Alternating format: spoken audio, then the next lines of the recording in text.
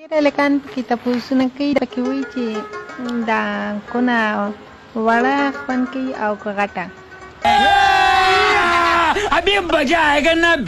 نو دا خو دا چې خپله خوښه ده د چا غټې کونې خوښي د چا وړې کونې خوښي په کونه باندې څه کوي چې یو کار منې په اسلام کې نو په هغې که غټه شي او که کونه غټه شي که وړه شي نو څه پکې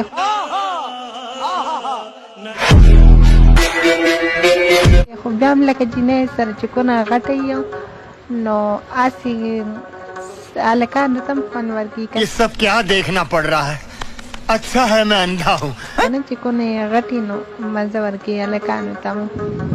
कैसे कैसे लोग रहते हैं यार यहाँ पर او بیا هم چې کوروالی لکه کې نو کو جینۍ ځان ته الټه کړي خپله ښځه دي ځان ته الټه کړي او مخې کې لکه وله ورکې کوز کې ورکې وله